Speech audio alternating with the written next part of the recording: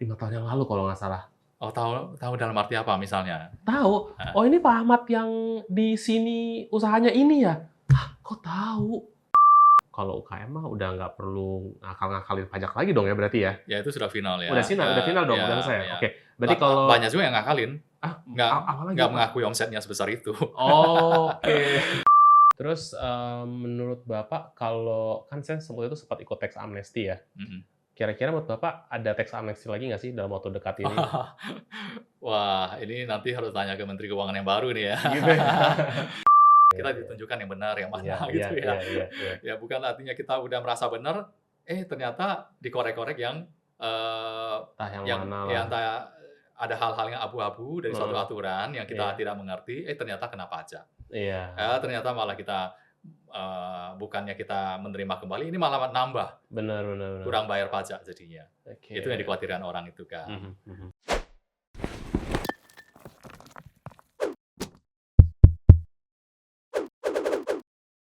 Now you are listening to The Spice Guy. Welcome back with me, The Spice Guy. Guys, buat kalian para UKM, nih. Saya datengin langsung konsultan pajak, Pak Julian. Welcome, selamat datang. Ya, selamat bertemu kembali, Pak Selamat Moti. bertemu Ya, kembali. sudah lama nggak ketemu ya. Sudah lama ya, Pak ya. Heeh. Saya sebenarnya pertama saya mau ngucapin terima kasih buat Bapak, karena Bapak adalah penolong saya waktu itu. Jadi, waktu saya lagi pusing-pusingnya tax amnesty, Bapak bagaikan malaikat membantu saya. Thank you so much, Aduh, Pak. terima kasih, Anda. Oke, ini Pak John agak malu-malu kayaknya, Iya, tapi mudah-mudahan kita coba serap ilmunya nih ya, Pak ya. Nah, boleh. saya mau tanya nih Pak, kita mungkin fokus ke UKM aja ya. Oke, Kalau oke. kita ngomongin corporate besar, agak mungkin pasti lebih kompleks lagi ya. Iya, betul. Nah, kalau UKM sih Pak sebenarnya harus bayar pajak nggak sih? Oke. Iya, setiap warga negara harus membayar pajak ya. Harus? Iya. Itu tukang nasi goreng yang di depan terus bayar nggak tuh Pak? Iya, jadi tentu ada batasan-batasannya Oke. ya, tidak semua orang tiba-tiba ditagih pajak. Mhm. Seolah-olah, negara itu seperti preman ya, Oke. menagih upeti kepada, warga negaranya. Ya kalau Mhm. kita ingat zaman kerajaan dulu kan, untuk hidup suatu kerajaan mereka mengambil upeti-upeti dan pajak-pajak juga. Dari zaman dulu sudah ada pajaknya, bukan sekarang saja. Dan itulah yang mendukung, eee, pembiayaan suatu negara. Nah, sayangnya di negara kita ini sumber dari pembiayaan negaranya masih mengandalkan pajak dari masyarakatnya, warga negaranya. Mhm mhm. Ya, APBN itu kan, suatu anggaran yang disiapkan untuk, membiayai negara ini. Mhm. Ya, sumber dia mendapatkan, dana untuk membiayai negara ini salah satunya dari pajak. Oke. Sebenarnya sumber lain seperti dari sumber daya alam, kemudian, devisa-devisa, itu untuk membiayai negara. Tetapi satu sumber yang paling besar yang, mereka, manfaatin adalah pajak dari, rakyatnya itu. Mhm mhm. Nah, eee, inilah yang kemudian bagi kita seolah-olah dikejar terus pajaknya tiap kali. Ya, Mhm. setiap kali ada, eee, kebutuhan perubahan dalam APBN itu sehingga belanjanya tambah besar, akhirnya pajak yang digenjot, Mmm. ya. Nah, tetapi pajak yang sekarang ini berkembang cukup baik, sudah semakin modern ya, tidak seperti dulu yang semua serba manual, Mhm. ya.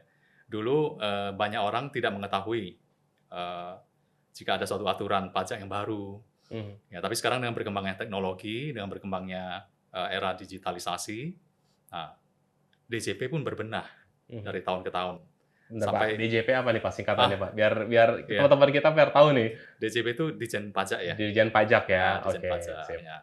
Mereka juga berbenah sampai sekarang udah, sangat bagus sekali ya, sehingga, semua, akses perpajakan itu kita bisa peroleh melalui, digital. Mhm. Bahkan sekarang banyak influencer kan, Oke. yang menginformasikan kalau ada, aturan-aturan baru, Oh, ya ya bahkan ya ya. mengajarkan, pajak secara gratis. Mhm Nah, mhm. semua orang jadi aware nih masalah pajak. Iya, Jadi boleh dikatakan sehari-hari itu hampir setiap orang membicarakan pajak sekarang. gitu ya? Apalagi mendekati akhir tahun gitu ya. Oke. Nah, itu semua orang membicarakan pajak. Apalagi UMKM sekarang. UMKM yang seperti Bapak tadi sebut itu, dan orang-orang yang, yang punya penghasilan ya, Mhm. itu apakah membayar pajak atau tidak. Mhm. Tadi disebutkan. Nah, Oke. tadi saya katakan bahwa tidak semua orang itu harus membayar pajak. Jadi Mhm. ada batasannya. Nah, batasan bagi pelaku usaha itu dikategorikan lagi Mhm. UMKM, Oke. ya, usaha mikro, kecil, menengah. Menengah. Nah, UMKM ini diberi banyak fasilitas oleh pemerintah, ya. Karena ini usahanya kecil, mikro lagi, dimulai dari mikro, Oke. kecil-kecilan ya, mikro, misalnya pedagang kaki lima, ya, Mhm. pedagang gerobakan, itu kan mikro. Iya. Kemudian kecil, meningkat lagi nih, Mhm. dia punya omset lebih besar lagi. Mhm. Kemudian meningkat lagi, kecil, Mhm. menengah gitu. Nah, UMKM ini oleh pemerintah dibatasi dengan omset 4,8 miliar 4,8 miliar setahun. setahun. Ya, kalau kita pro rata kan 12 bulan berarti sebulannya 400 juta. Itu termasuk berarti tadi kategori tukang nasi goreng tadi itu Iya, iya, masuk ke situ ya? masuk ke kelompok itu. Nah, Oke. kalau UMKM seperti itu, ya keringan Mhm. dalam hal tarif pajaknya, Mhm. yaitu hanya 0,5%. 0,5%. 0,5% dari omset dia sebulan, Oke. ya. Dan itu final. Mhm. Final arti kata dia tidak dihitung ulang lagi. Mhm. Selesai, begitu omsetnya berapa dalam bulan yang lalu, dia bayarkan, kalikan dengan 0,5%, dibayarkan, pajaknya, udah dia selesai pajaknya untuk dia itu. Tapi saya sanksi, Pak. Apa iya, orang-orang yang jualan di pinggir jalan misalkan itu bayar pajak? Kayaknya enggak deh. Iya, iya. Prakteknya gimana sih, Pak, menurut Bapak? Ya, pada prakteknya itu kan, semua orang itu nanti, pada waktunya sekarang ini kan, diharuskan, memiliki NPWP, kalau dia Mhm. punya penghasilan yang melebihi batas kena pajak. Mhm. Ya, kalau dia sudah punya penghasilan, berarti dia akan dilihat apakah sudah melewati batas kena pajak atau belum. Sehingga dia kalau sudah melewati batas kena pajak itu, Mhm. dia tentunya harus memiliki NPWP dan membayar pajak sesuai dengan aturan. Mhm. Seperti itu. Itu yang dilihat kan peraturan sekarang itu kan terbaru katanya KTP sama NPWP udah gabung ya, Pak, ya? Betul ya? Sudah link, Sudah nge-link? sudah nge-link. Tetapi untuk nge-link itu kita harus lakukan suatu upaya, yaitu jika kita memiliki NPWP, kita Mhm. punya account DJP online. Mhm. Nah, di sana akan kita lakukan sesuatu, yaitu Mhm. dengan memvalidasi. Mhm. Nah, validasi itu ketika sudah dilakukan, maka KTP kita yang di Dukcapil Mhm. akan link kepada NPWP kita yang di DJP online. Dan itu nge-link lagi ke rekening bank? Nah, kalau link ke rekening bank tuh begini, di bank itu kan ketika kita membuka rekening, kita memiliki, KTP yang kita serahkan ke Betul. bank, ya kan. Nah, sekarang pun bank kadang juga menanyakan NPWP juga. Kalau tidak ada NPWP, nanti ada surat pernyataan yang harus kita isi bahwa tidak memiliki NPWP. Oh, iya. Nah, ketika kita sudah menyerahkan NIK kita itu, KTP Mhm. itu, Mhm. berarti kan database-nya itu secara digital sudah masuk Mhm. ke database mereka. Oke. Dan itu kan bisa link ke Dukcapil, bisa link ke Iya. DJP juga, Oke. gitu. Sebentar, Pak, saya mau membagi, mungkin menjadi 2 nih. Kita ngomongin UKM. Pertama adalah UKM yang memang transaksinya itu mostly cash. Jadi kalau kita ngomongin tadi again ya, nasi goreng gitu ya, Mhm. abang nasi goreng atau, yang jualan nasi uduk, itu kan mostly kan cash, Pak. Jadi kan artinya tidak bisa ter-trace gitu ya. Dan yang kedua adalah UKM-UKM yang mungkin seperti saya, yang memang transaksinya udah pasti online, udah pasti bank, jadi nggak bisa kabur gitu loh, udah pasti kelihatan kan. Nah, itu gimana tuh menurut Bapak? Iya. Jadi, mungkin arah pertanyaan Bapak itu, apakah, seseorang itu bisa menghindari pajak kalau dia, eee, tidak masuk di dalam sistem. Iya, Kalau Bapak iya. tadi kan, Kok saya udah nggak usahanya bisa itu kabur nih. ya masuk ke dalam Udah sistem pasti kan, masuk sistem. sistem perbankan Yes. karena, apalagi, melalui, perdagangan elektronik Mhm. Mhm. itu, sekarang marketplace itu kan juga Iya. Bapak ketika mendaftar ke sana kan dimintain NPWP, PPP, nomor rekening, ya NIK kan. juga Iya, iya, dimintakan. Nah, itu kalau database sudah masuk ke mereka, itu kan nanti bisa link juga ke betul. DJP-nya Mhm. juga. Mhm. Nah, Mhm. lalu pertanyaannya, kalau kita semua, penghasilan itu dalam bentuk cash, Yes. terus kita ndak masukin ke bank, kan nggak ada yang Iya, tahu begitu ya. betul.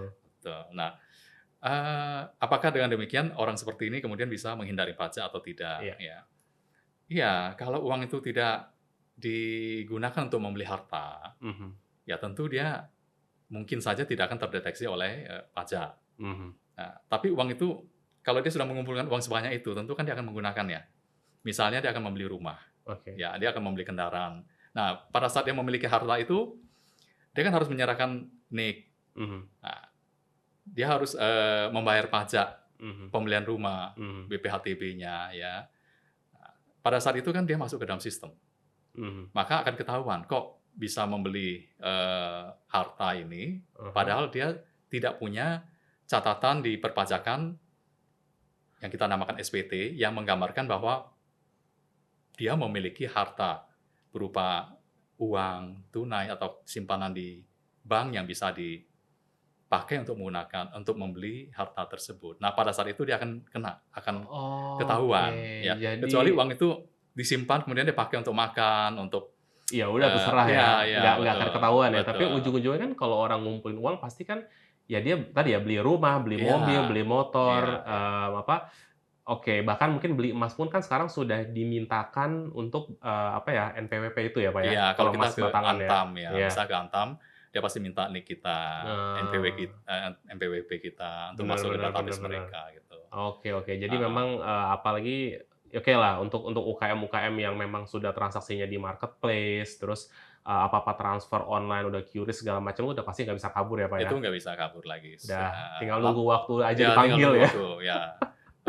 Oke oke. Iya. Terus berarti, jawabannya adalah UKM tidak bisa sorry, UKM tetap harus wajib bayar pajak gitu ya, Pak, ya? Harus bayar pajak, Mhm. atas penghasilannya itu, Mhm. ya. Nah, tadi pertanyaan apakah nasi goreng, yang penjual nasi goreng itu harus, eee, bayar pajak atau tidak, Iya. ya kan? Nah, setiap warga negara itu kalau memiliki penghasilan yang melebihi batas tidak kena pajak, maka dia wajib memiliki NPWP dan membayar pajak. Mhm. Nah, pajak itu kan ada yang, final dan tidak final, Oke. ya.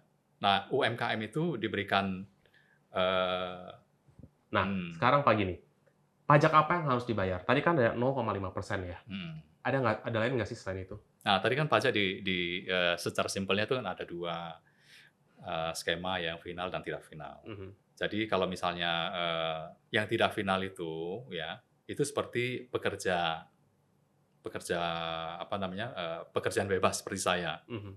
sebagai konsultan Mhm. atau dokter, notaris itu pekerjaan bebas. Nah, Bebas. dia tidak bisa memakai skema final 0,5% ini. Oke. Dia harus memakai skema pajak yang tidak final, Mhm. yaitu menghitung pajak dari tarif progresifnya. Oke. Ya, seorang karyawan. Karyawan itu juga, dia arahnya ke pajak yang tidak final. Mhm. Sehingga, nanti dia akan bayar pajak secara progresif. Mhm. Progresif itu maksudnya dia ada level-level tarif pajaknya, Mhm. dari 5%, 15, 25, sampai 30 dan 35% paling tinggi. Jadi paling tinggi pajak yang akan dibayarkan di Indonesia adalah 35% ya, Pak, ya? Untuk pajak perorangan. Perorangan. Pajak perorangan. Jadi, apakah dia memilih skema final atau tidak final? Mhm. Nah, soal pilihan ini, bagi UMKM, tentu dia akan lebih senang memilih yang final.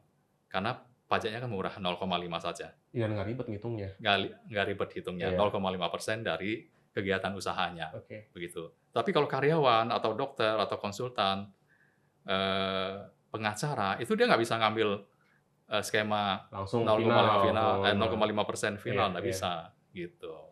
Oke. Terus, balik lagi tuh ke UKM ya, Pak, ya. 0,5 yang dia bayarkan final tadi, itu selamanya atau ada batas waktu tertentu? Karena yang saya tahu itu kan, maksimum itu kalau nggak salah 7 tahun dan maksimum 4,8 miliar. Apa yang terjadi kalau sudah melewati angka tersebut atau melewati tahun tersebut?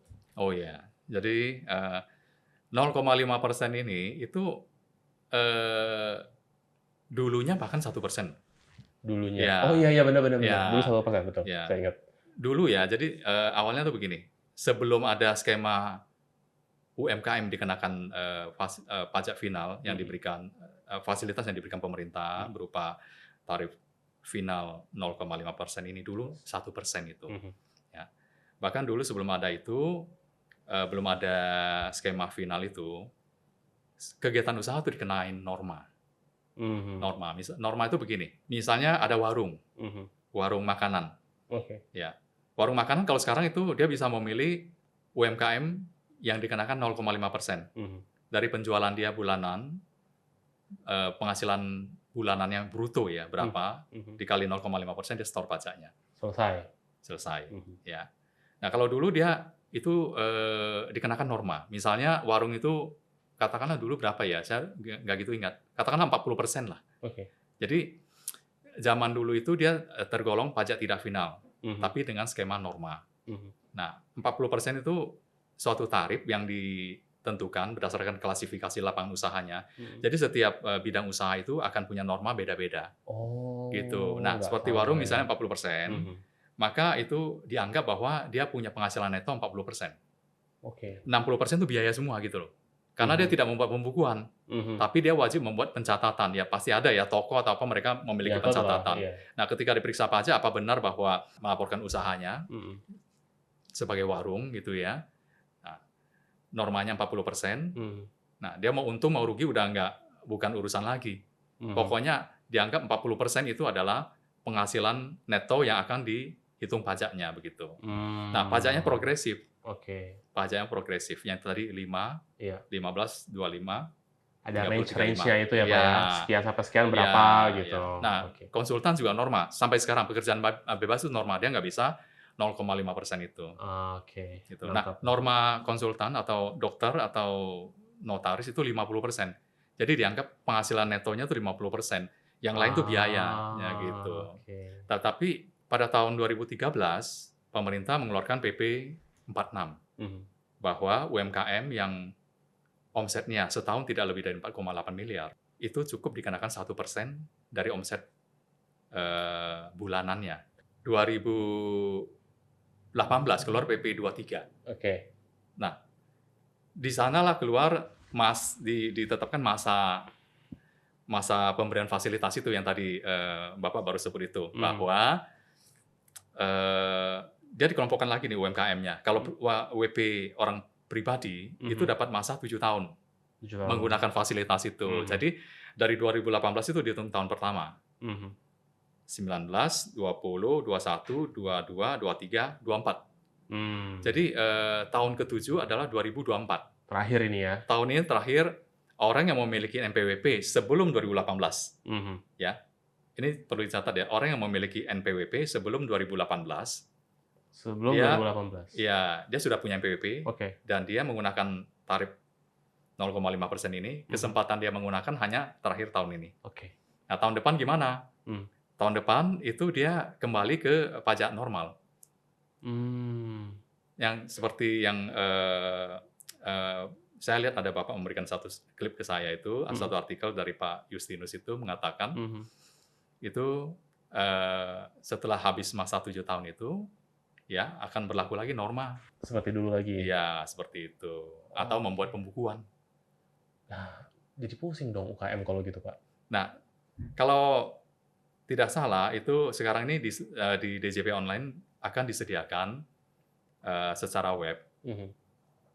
UMKM itu bisa mengisi pendapatannya berapa, biayanya berapa. Ya, itu saya masih belum dapat gambaran yang jelas karena itu masih belum selesai. Tapi gambarannya seperti itu. Mungkin UMKM bisa mengisi penghasilannya berapa, biaya-biayanya berapa, sehingga nanti penghasilan netonya berapa. Tinggal nanti dikalikan pajak yang berlaku. Seperti itu. Tapi itu belum jadi ya sistemnya ya? Itu masih dalam perancangan. Oke. Gitu. Tapi serius Pak, maksudnya kita ngomong ini ya, ini jadi ngeluh-ngeluh sedikit gitu ya. Jadi maksudnya memang untuk UKM itu apalagi dibilang terakhir tahun ini, berarti 2025 ya Pak ya? Mulainya. 2025 ya, mulainya. Berarti mulai tahun 2025 UKM harus melakukan pembukuan. Bukan pencatatan lagi. Kalau dia norma itu pencatatan, jadi akan milih nanti. Jadi apakah akan melakukan pembukuan atau pencatatan? Saya nggak nangkep. Nah, pencatatan itu dia menggunakan norma nanti untuk menghitung pajaknya. Kalau dia pencatatan? Iya. Oke. Jadi dia nggak perlu menyajikan pembukuannya. Kalau pembukuan? Kalau resminya, bahasa resminya kita membuat catatan akuntansi. Ya. Ya, kita mencatat semua aktivitas perusahaan kita, ya, keluar masuk uang kita, ya. Kemudian kita mengelompok-kelompokkan biayanya, penghasilannya, lalu dihitung penghasilan dikurangi biaya-biayanya, penghasilan dikurangi harga pokoknya, dikurangi biaya-biayanya, kemudian dapatlah laba atau Oke. keuntungan bersih Aha, sebelum pajak. oke. Nah, keuntungan bersih ini baru dikenakan pajaknya, Pajaknya. seperti itu. Oke. Nah, berarti, buat UKM lebih enak mana, Pak? Nanti 2025 nih. Tetap Hmm, tetap pencatatan atau pembukuan dari sisi pajak yang akan dikeluarkan? Iya, sekarang kalau misalnya ini jadinya hitung-hitungan ya, Iya jadi iya hitung-hitungan iya iya. misalnya gini, kalau misalnya suatu usaha itu, menghasilkan patokannya begini aja, normanya berapa nih? Misalnya norma, eee, kita ambil contoh misal warung lah, Ya, warunglah, normanya jual makanan. 40% lah Oke. ya, normanya 40%. Berarti kan, dari pencatatan dia mengakui bahwa penghasilan dia itu setahun itu, eee, 40%-nya sekian. Nah, Mhm. dari 40% itu kan dihitung pajak progresifnya, Oke. ya. Lalu kalau pembukuan, Mhm. dia bukan dari omsetnya. Kalau tadi udah omset kan, Iya, betul. 40% kali omsetnya. Mhm. Kalau dari pembukuan, yang dihitung, yang diambil pajaknya itu dari keuntungannya, Laba bersihnya? laba bersihnya. Oke. Nah, sekarang kita tinggal hitung nih, apakah laba warung itu dia akan hitung nih, apakah laba saya Oh. lebih dari 40% atau enggak. Jadi dia harus bikin simulasi sendiri gitu ya, Pak, ya? Dia harus menyadari dia punya usaha itu seperti apa dan prediksi dia, usaha dia itu Mhm. kira-kira laba bersihnya itu berapa. Oh, gitu. Kalau laba bersihnya 50%, Mhm. mendingan dia ambil norma dong. Benar. Karena hanya dipatok 40% saja Oke, labanya. iya. Kalau labanya besar, dia Mhm. mending ambil norma, gitu kan. Kalau Oh. labanya sangat kecil, Mhm. contohnya gini, toko. Oke, Toko itu kan marginnya kecil. benar. Harga pokok barang dengan harga jual selisihnya paling juga 2-3% mungkin. Betul. Belum lagi nanti dia kurangi biaya gaji segala macam, neto-netonya kecil gitu. Benar benar. Nah, kalau dia ambil, norma, misalnya norma usaha ini berapa? Mhm. 20% atau 30%, pakai pembukuan lebih untung dong. Mhm. Orang laba bersihnya cuman 1% misalnya, Iya. gitu. Jadi tapi dia punya kesulitan dia harus, me-maintain pembukuannya itu. Nah, pembukuannya itu Ah. nanti bisa diperiksa apakah betul, eee, usahanya itu menghasilkan laba sebesar itu. Lalu Oke. pertanyaannya, apakah yang pencatatan dengan norma ini tidak diperiksa? Mhm. Bisa diperiksa juga kalau misalnya, apa namanya, pencatatannya tidak benar. Mhm. Harusnya omsetnya segini, dibilang omsetnya segitu, Oke. ya kan? Sehingga penghasilan neto dari perkalian normanya itu lebih kecil dari yang seharusnya. Itu Mhm. juga bisa diperiksa. Jadi yang saya tangkap adalah gini, Pak, kalau UKM ini dia memiliki, apa ya, selisih keuntungan yang tipis, mending dia pakai tadi ya, Pembukuan, pembukuan. iya, Tapi kalau UKM ini memiliki selisih gap yang jauh, mhm, dia mending pakai tarif normal, mending pakai tarif normal, gitu ya? seperti itu.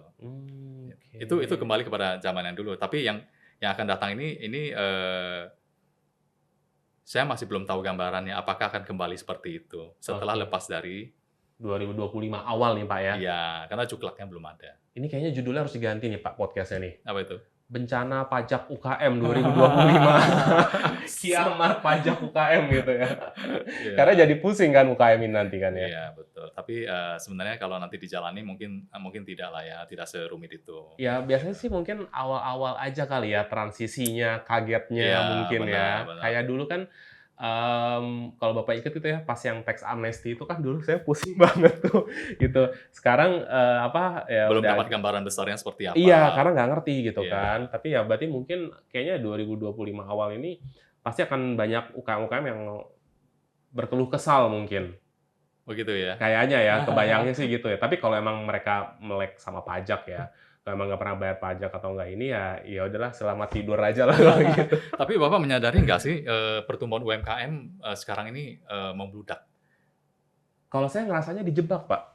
Oh, dijebak? Iya, jadi tuh kita dikasih, oh ya udahlah cuma 0,5%, bayar aja lah gitu kan. Tapi kan habis itu nggak bisa kabur kan, bener nggak sih? Eee, Karena kalau banyak yang ngerasa gitu. Jadi kayak, oke nih kita bayar 0,5% gitu kan. Kita ya udahlah 0,5% nggak apa-apa lah bayar ke negara kan, ngerasa bangga gitu kan. Kita bayar ke negara pajak segala. Tapi habis itu kayak, wow, ternyata habis itu kita harus bayarnya gede ya, kayak gitu. Mungkin ya sebagian UKM yang saya ngomong. Jadi memang benar maksudnya membeludak setelah lepas dari ini, setelah ah, dari masa 7 7 tahun ini, tahun dan iya, setelah 4,8 itu kan bayarnya nggak sedikit lagi dong. Ya, kalau Nah, gitu mendingan itu. melakukan pembukuan kan. Iya, Jadi real kan. real, Artinya real. kita ada menghasilkan berapa, kita Betul, ada mengeluarkan cost berapa, betul, betul. sisanya tinggal segini ya kita bayar pajak dari segini Betul, gitu. betul. Ya, Jadi ya seperti kalau itu. saya sih pemerintah emang pinter ya, dia bikin apa, pajaknya kecil dulu biar orang pada UKM-UKM muncul nih, tumbuh Oh, semangat dan lain-lain gitu kan jadi ya. kalau bisa nggak usah ada batasan waktu lah ya. Kalau bisa gitu, karena saya sempat dengar di entah menteri siapa tuh siapa gitu ngomong, kayaknya harusnya memang ini jangan ada batasan waktu, yang, Mhm. 0,5% ini as long di bawah 4,8, ya udah selamanya bayar segitu biar nggak pusing-pusing. Hmm. Fair, kalau misalkan di atas 4,8 abis itu baru mulai, fair lah ya, karena memang angkanya naik.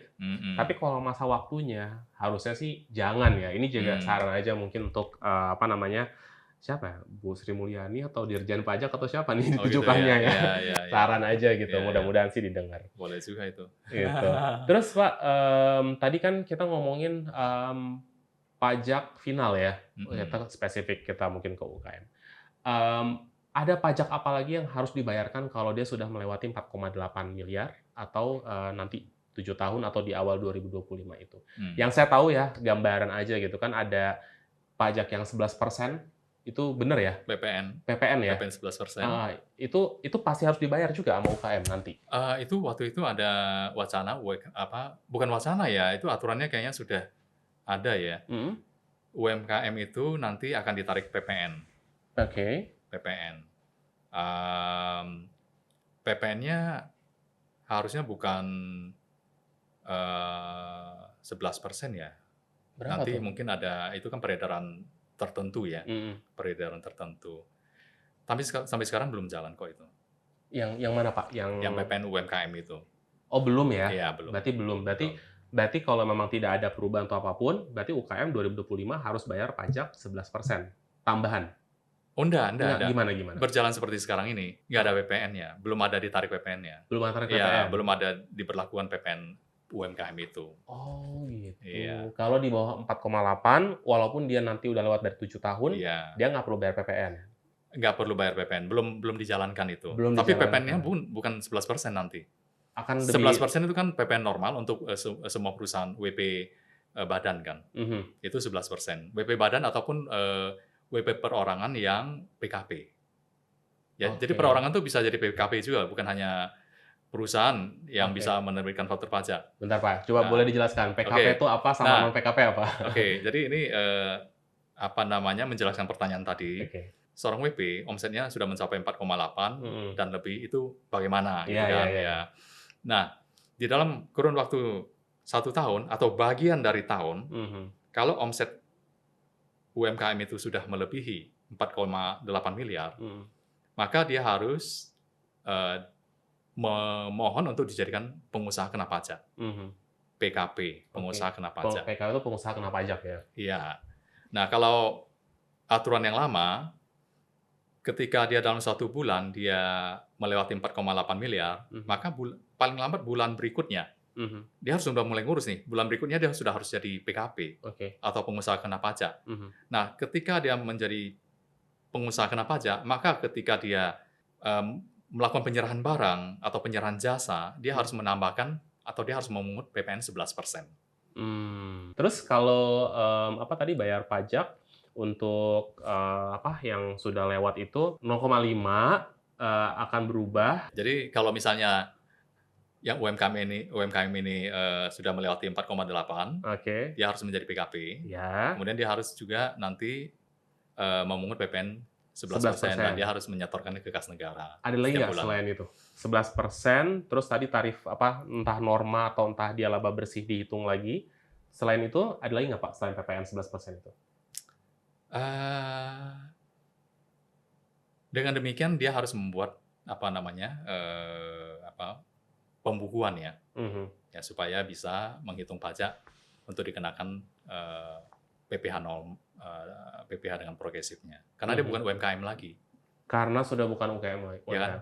Kuncinya di situ ya? Iya, dia kan sudah melebihi omset 4,8, Udah nggak bisa disebut UKM? sudah tidak bisa disebut UMKM lagi, dan dia Mmm, tidak bisa menikmati, apa namanya, fasilitas 0,5% itu lagi. Oke, oke, nangkep. Nah, sekarang gini Pak, gimana caranya, atau tips ya, Mhm. gimana tips dan trik untuk para UKM yang, dia misalkan set harga tuh udah misal gitu ya, dia jual barang 50.000 ya, tiba-tiba dia udah omsetnya di atas 4,8, harus, tidak bisa UKM lagi berarti. Nah, itu dia gimana cara merubah, harga atau tipsnya? Karena kan otomatis kalau dia naikin harga, karena ada Mengurangi 11%, marginnya itu. pasti kan daya saingnya akan jatuh, Iya iya ya iya. kan? Tiba-tiba harga 50.000 berarti jadi berapa tuh? 11% ya kan lumayan kan? Itu kalau kita bicara kita menambahkan. Menambahkan, Tapi kalau betul. kita menambahkan, kalau tidak mau merubah berarti kita harus mengurangi margin kita. Iya, otomatis Supaya ngegerus bisa kita dong. iya betul, supaya bisa bersaing begitu kan. Oke, ada Mhm. tips nggak mungkin dari klien-klien Bapak yang selama ini Bapak tanganin? Maksudnya tetap jadi UMKM begitu ya? Supaya Enggak. tidak lebih dari Itu 4,8 beda gitu? pertanyaan kalau gitu. Itu beda pertanyaan, enggak. Iya. Biasanya apa yang dilakukan sama mereka? Sama sama apa namanya, perusahaan-perusahaan atau UKM yang sudah naik kelas, tapi mereka tetap ingin mempertahankan tanpa mungkin, menggerus atau mungkin mereka kayak, "Oke Pak, kita udah naikin, tapi mungkin nggak tahu ya, mungkin pajaknya setengah-setengah, jadi nggak 11, mungkin 5% aja kita naikin, 5%-nya kita tanggung." Menurut Bapak gimana tuh? Biasanya ada hal khusus nggak sih yang dilakukan oleh sama, perusahaan-perusahaan itu? Sebenarnya ya, PPN itu kiri kanan ya, Oke. saya katakan kiri kanan begitu. Kita kan menambahkan PPN kepada pembeli kita. Mmm, Kita memungut PPN dari mereka. Tapi mhm, kita beli barang mmm, untuk kita jual, kita kan beli juga dari PKP juga. iya. Kita juga menerima, PPN masukan. Kalau belinya dari PKP. Kalau belinya dari PKP Iya, ya. Kalau kita belinya dari PKP, maka kita akan memperoleh namanya PPN masukan. Dia kan mhm, menagih PPN ke kita juga, betul, ya. Kita menitipkan PPN kita di dia. mhm, Kita menjual, orang lain menitipkan PPN kepada kita. oke. PPN itu bukan hak kita, Pak, sebenarnya.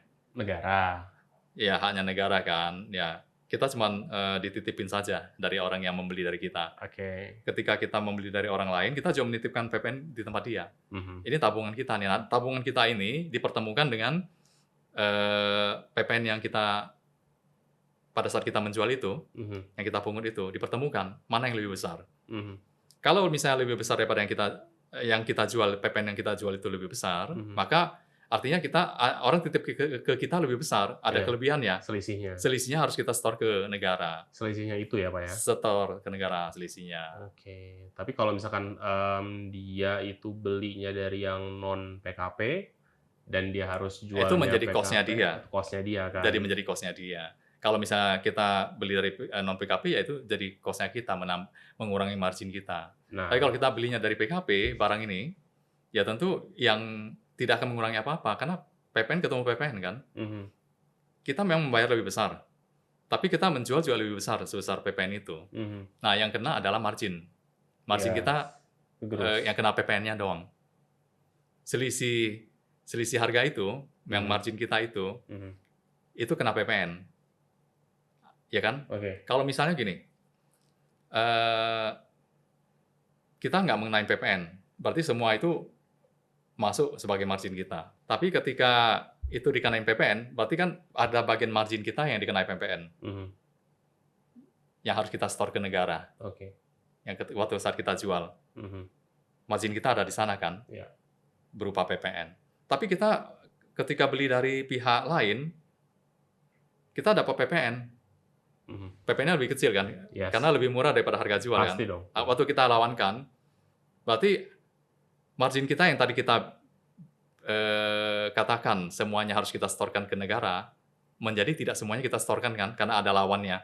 iya, Jadi hanya selisihnya saja. Jadi margin kita yang kita store ke negara, yang namanya pajak PPN itu, mhm, jadi kecil kan. oke.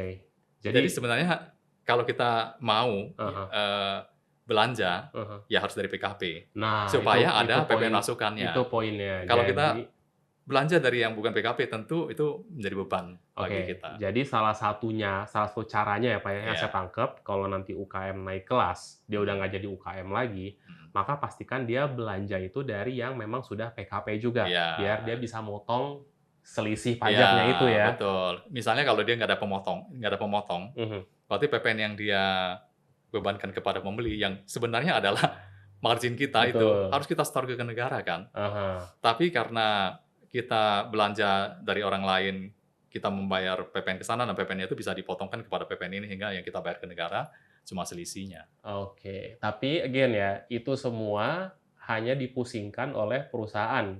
Kalau UKM mereka nggak perlu pusing-pusing begituan kan, Iya, kalau karena kalau dia di bawah manfaatkan 4,8 di bawah miliar. 4,8. Nah, Iya. sekarang tadi pertanyaannya, gimana biar dia bisa tetap ada nggak caranya untuk dia bisa tetap UKM? Nah, itu. Memanfaatkan. Entah kalau omset dia 4,8 udah naik, Hmm. udah lebih, ini gimana caranya biar dia tetap bisa manfaatin UKM? Dan gimana cara sebelum 7 tahun dia tetap masih bisa manfaatin UKM itu? Ada triknya nggak, Pak? Hmm, setiap orang ingin usahanya besar ya. Oke. Nah, kalau usahanya besar tentu akan ada batasan-batasannya di mana dia bebas pajak, di mana dia harus membayar pajak. Kalau dia tidak mau besar kan tentu dia akan karena tidak ingin membayar pajak kan dia akan terus kerdil terus kan. Jadi doa ya, Pak, ya? Oke. Nah, sekarang kalau mau seperti itu terpaksa begini Pak. Berarti omset jangan sampai lebih Omset jangan sampai lebih, 4,8 supaya oke. bisa tetap menikmati 0,5% itu selama masa fasilitas itu berlaku. Itu gimana? Maksudnya jangan dagang dulu apa gimana? Kalau omset kita sudah lebih, Heeh. mungkin kita bisa, mungkin kita punya saudara mungkin. Nah, Dioper ke dia? suruh dia dagang deh. Oh, gitu, pakai namanya. Iya, pakai nama dia. Oh, triknya gitu Ya, ya. ini legal loh ya. Legal ya? Siapa suruh dia hanya membatasi 4,8 tapi dia tidak membatasi, oh, Orangnya. Saudara. saudara nggak boleh ya itu Nah, dibagi-bagi misalnya gitu. kalau kalau ke pasangan boleh? Tidak, kalau Pasangan tidak pasangan boleh? itu istri kan satu kesatuan sama suami, Nggak satu boleh kesatuan ya? ekonomi. Kalau ke orang tua? Omsetnya dibagi ke atas nama orang tua. Iya, iya. Ya boleh karena itu udah berbeda. Nggak boleh? Boleh, Boleh ya? Oh, heeh, boleh. boleh. Istri nggak boleh. Istri nggak anak-anak? Anak nggak boleh kalau dia, bukan nggak boleh, artinya tetap menjadi satu dengan bapaknya. Kalau dia Oh. masih anak di bawah umur, belum punya KTP, Kalau udah belum di menikah, atas umur boleh? kalau dia sudah punya KTP, Heeh. punya penghasilan, Oke. itu dia wajib punya NPWP sendiri. Mhm.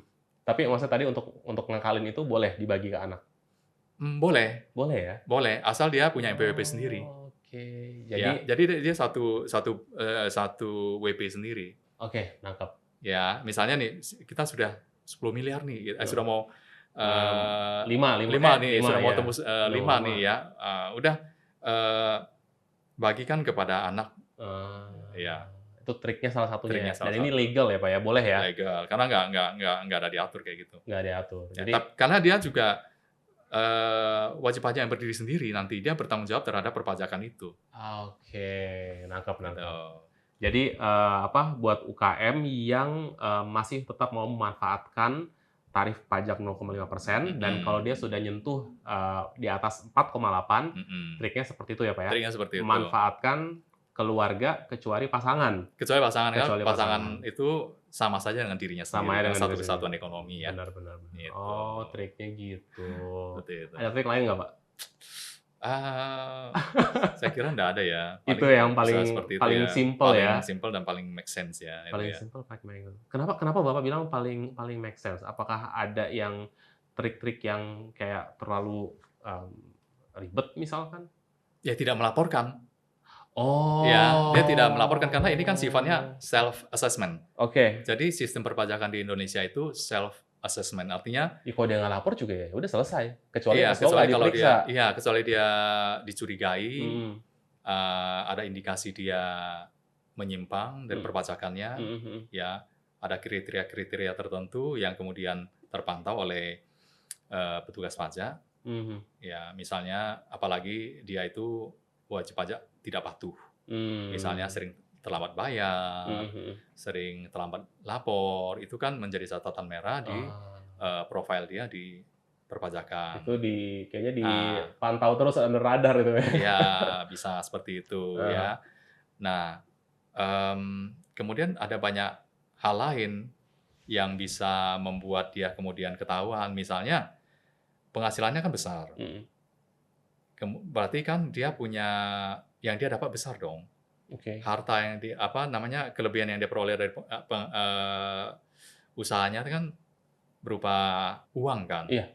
Nah, uang itu nanti kan dia simpan di bank, Mhm. ya. Kecuali dia simpan di brankas, nggak dikeluarin orang kan nggak tahu. Nah, Nggak simpan tahu. di bank, berarti kan hartanya bertambah. Iya. Nah, ini kembali lagi ke basic tadi, Iya. penghasilannya tidak cocok dengan hartanya yang bertambah. Hartanya. Di sana kan ketahuan.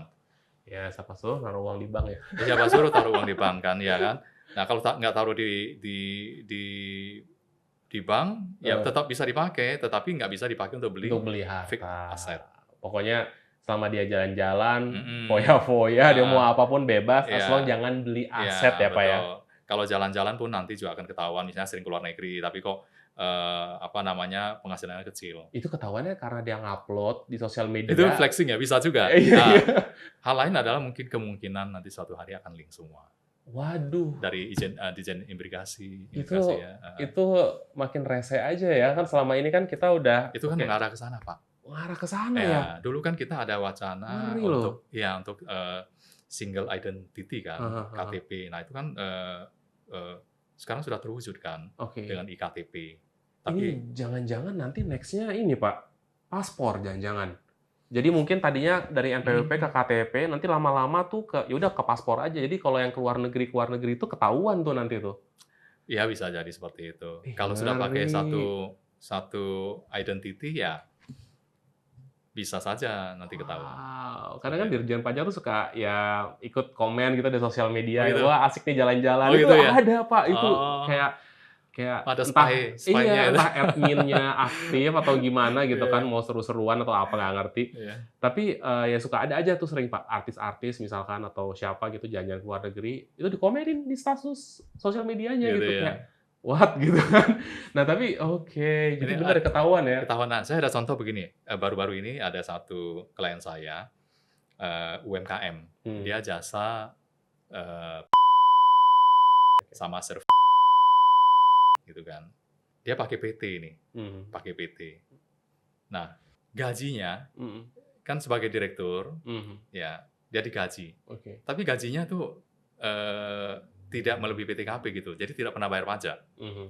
Yang tidak melebihi PTKP kan, bagi dia sebagai, seorang K3, Apa PTKP sebagai K3, kawin 3 anak. kawin 3 anak? PTKP-nya kan Oh, status ini ya? ya status PTKP-nya 72 juta, Mhm, K3. Gajinya setahun itu tidak melebihi 72 juta di setting-nya di situ, mhm, di perpajakannya. oke, Berarti dia nggak perlu bayar, PPh pasal 21 atas gaji tersebut. oke, Nah, dia hanya punya penghasilan dari PT tersebut, mhm. ya. Nah, nanti gimana? Padahal dia punya rumah besar, Oh, dia punya mobil, ya, dia punya ini dan itu. Saat ini memang belum ketahuan, tetapi kan lama-lama bisa ketahuan kok, di SPT pribadi dia itu penghasilannya tidak kena pajak karena di bawah PTKP. mhm, Tetapi hartanya ketika dilihat, wah dia banyak. punya mobil satu, misalnya punya rumah Ah, mewah di komplek iya, anu, iya, iya. itu kan menjadi pertanyaan. Tapi bukannya dia itu bisa bilang dari apa sih, dividen ya sebutnya ya, Pak, ya? Dividen perusahaannya dia, PT-nya itu? Kebetulan, perusahaannya itu memang tidak fantastis penghasilannya, Oh, ya. oke. Dia UMKM juga, Masuk kan? ya, jasa servisnya itu tidak fantastis dia punya Mmm, penghasilan. mhm, mhm, mhm, Tetapi dia bisa memiliki harta seperti itu, ya memang sebagian dari warisan, mhm, ada yang dari hibah, mmm, seperti itu. Tetapi bagaimana dengan, gaya hidup? oke, Bagaimana dia mengongkosin, kehidupan keluarganya, mhm, mhm, gitu. Apakah dari warisan juga? Kalau memang dari warisan, ya tentu dia harus filing dengan baik dong warisannya itu. mhm, Filing dengan baik artinya gini, memang benar ada diwarisin, ya ada, surat warisnya, mhm, semua jelas begitu. oke, Tetapi ini kan tidak juga menjadi dia aman, mmm, ya. Apakah warisan itu yang, uang itu misalnya diwariskan ke, WP ini, itu adalah uang yang sudah bayar pajak punya belum, itu bentar, gitu, itu orang tuanya atau dianya? orang tuanya. Ya kita warisannya Waduh. orang tuanya dong, ya kan. Tapi kan Nanti dosa orang tuanya tuh kalau nggak bayar pajak, kok diturun ke anaknya? ya, ya itu kan nanti kalau misalnya ada pemeriksaan kan, kalau memang dipres ke arah sana kan bisa saja. Memang dibilang dari warisan dari Oke. orang tua, tapi apakah uang ini sudah bayar pajaknya sudah atau belum? Mmm. Kalau dia belum tercatat di SPT orang tuanya, Ah hah. atau bahkan orang tuanya tidak pernah punya NPWP, tidak pernah melaporkan harta kekayaannya, Ah hah. berarti kan penghasilannya itu boleh dikatakan tidak pernah bayar pajak punya. Oh, Dan yang itu dari kan sudah orang diberi tuanya. kesempatan kan Ah hah. untuk mengikuti teks amnesti untuk harta-harta yang Oh, yang kayak begitu ya? ya, jadi saya melihat banyak sekali orang shortcut karena sudah ada harta, Mhm. lalu dia mencantumkan di pelaporan SPT-nya itu dari warisan, dari hibah orang Oh, tua. oke Memang oke. secara aturan hibah atau warisan dari orang tua itu tidak menjadi penghasilan Mhm. bagi orang yang menerimanya. Oke. Tetapi apakah yang diwariskan itu, Mhm. objek pajaknya itu Mhm. sudah eee, dibayar pajaknya atau belum? Untuk mengetahui sudah dibayar atau belum kan harta itu harusnya tercatat sebelumnya di SPT seseorang, Tap orang tuanya. tapi kalau dia misalkan gini, dia kan nggak tahu tuh ayahnya bayar pajak selama ini atau enggak. Anggaplah ayahnya bayar pajak, tapi kan dokumen filenya entah di manalah nggak disimpan sama dia. Kalau orang Dirjen Pajaknya bilang, nggak ada," itu gimana tuh, Pak? Apa Kalau buktinya gitu buat si orang itu untuk, apa namanya, "Ini harta ayah saya udah bayar pajak," tahu dari mana dia gitu? ya berarti kan tidak ada yang bisa kita buktikan bahwa itu sudah bayar pajak atau Iya iya tidak, iya, ya. heeh. Nah, kembali ke self assessment tadi, Mmm, ya kita diberi kesempatan untuk melaporkan, melaporkan. ya kita diberi kesempatan untuk mengakui Mmm, bahwa pendapatan kita segini, pajak kita segini. oke. Nah, pihak, DJP ya menerima saja, Mhm, tapi kalau ada keanehan, dia baru. akan memeriksa, begitu. Oke. Nah, sering saya juga baca belakangan ini banyak juga yang komplain. Sekarang kan sudah semakin canggih ya, bahkan orang dipusingin dengan sekarang berubah lagi. Ada aturan-aturan baru Mmm, soal PPh 21, soal UMKM juga begitu. oke. Terus ada apa, Cortex yang katanya nanti semua serba web, pengisian SPT-nya sudah Mhm, tidak manual lagi. Kalau selama ini kan kita manual yang isi di form PDF yang diberikan oleh DJP, yang kita banyak download, kotak-kotak ya itu kita tuh. isi. Nah, sekarang nanti akan berbasis web. Nah, Mhm, yang namanya berbasis web, kita ngisinya langsung online, ya. Bisa kita isi di sana mhm, dengan mudah, diberikan fitur-fiturnya di situ. mmm. Nah, lalu ada yang mengatakan begini, kalau kenapa nggak DJP saja yang isi, toh semua informasi katanya link sudah. Iya ya, bener Katanya ya. sudah akan, masuk ke sistemnya. Ngapain kita dipusing-pusingin lagi Ya gitu. kenapa dipusingin lagi, kita disuruh ngisi gitu, ya Heeh, kan. Kembali lagi, sistem perpajakan di tempat kita itu, self assessment. Kita yang assessment, ngaku. ya mengisi sendiri, mengakui sendiri, kan enak Mmm, kan? Masa oke. mau kalau Dia diserahkan kepada DJP untuk menentukan, pajak kita, nanti ngomel lagi jadi kalau gede misalnya ya. ya kalau nggak bener, kalau nggak itu ngomel lagi kan. Bener bener, oh Ya, gitu. jadi kita diberi kesempatan untuk mengakui, dengan jujur kita punya penghasilan, Mhm mhm mhm. berapa harta kita, berapa banyak, pajaknya berapa yang harus kita bayar. Kalau Mhm. ada yang, miss, ada yang kurang benar, Mhm nanti mhm. baru dia akan memeriksa dan apa, eee, baru menagih kekurangannya, gitu ya. Mmm, Sebenarnya persoalannya sebenarnya bukan itu kalau saya lihat. Kita tuh malas berhubungan sama perpajakan, menjadi, apatis itu karena, kalau saya menilai, ini maaf, sikap-sikap dari teman-teman kita ketika pemeriksaan itu terkesan kadang arogan, kadang mmm. terkadang mencari-cari kesalahan ya. Mhm mhm. Eee, ya namanya auditor ya, audit ya. Mhm. Jadi audit itu setingkat lebih tinggi daripada orang yang diaudit. Iya. Kalau sama tinggi, DJP sama kita, Mhm. dia nggak bisa audit jadinya, malah berantem terus sama kita gitu kan. Mmm, mhm. Jadi, satu harus punya kuasa untuk, melakukan sesuatu terhadap orang yang, diperiksa Mhm begitu. mhm. Nah, tetapi kuasa ini, selama ini dipandang negatif karena cenderung menekan. Hmm, Ah, ya memang begitu. Mungkin naturnya orang kalau mencari, kesalahan. itu mencari kesalahan tuh Mencari bentuk kesalahan. dari negatifnya ya. Iya, Maksud iya. saya mencari sesuatu yang benar. Kalau mau di positifnya gitu ya, Dirubah. ya diubah ya. Jangan Oke. mencari kesalahan kita dong. Mhm. Cari sesuatu yang benar sesuai dengan aturan. Nah, Nah, oke. kita baru rela, tapi jangan mencari kesalahan. Setuju. Betul nggak? Karena udah banyak yang ngeluh. Banyak yang ngeluh seolah mencari-cari kesalahan. Bener, Tapi kalau kita balik mencari-cari yang benar sesuai dengan peraturan pajak, nggak seru, Pak. oh nggak seru gitu ya. Nah, Terus, ya terus. kita jadinya kan nggak merasa tertekan. Memang kalau sesuai dengan aturan Apa perpajakan adanya. ya kita akan rela untuk membayar pajaknya kan. Setuju, setuju. Iya. Tapi yang tadi Bapak bilang ya, nggak tahu kenapa saya lebih cenderung milih yang tadi ya, yang pertama, kalau memang itu bisa diimplementasikan. Artinya, ya udah kalian periksa sendiri, isi sendiri, ini sendiri. Tapi sesuai dengan data. Based on pengalaman saya gini, Pak. Kalau saya beli barang dari luar negeri, kita sebut aja misalkan eBay, misalkan, itu kan tidak ada perhitungan pajak di website mereka. Jadi ketika datang, Anda dan keberuntungan Anda Hmm. tergantung dari seenaknya orang Jadi Hmm. orang bisa menentukan angkanya sendiri, Pak. Hmm. Itu fakta. Karena kadang barang yang sama nilai pajaknya beda-beda. Gitu Jadi ya. pas datang kantor pos atau entah paket yang ngirim, ada 2 mekanisme, sorry. Ada yang dia kirim surat dulu, ini bayar pajaknya sekian, Bapak tolong bayar. Nanti kalau udah bayar, kirim bukti atau otomatis baru barang datang. Nilainya beda-beda, Pak. Hmm. Tapi kalau saya beli dari Amazon.com ya, itu perhitungan pajak sudah include. Sama di satu website lagi namanya iHerbs. Cuman udah diblokir oleh pemerintah. Tapi itu perhitungan pajaknya jelas. Jadi nggak pernah saya beli barang deg-degan tuh nggak pernah. Karena saya udah tahu ketika saya check out, pajaknya sekian, ongkirnya sekian, masukkan NPWP Anda. Itu clear, enak seperti itu.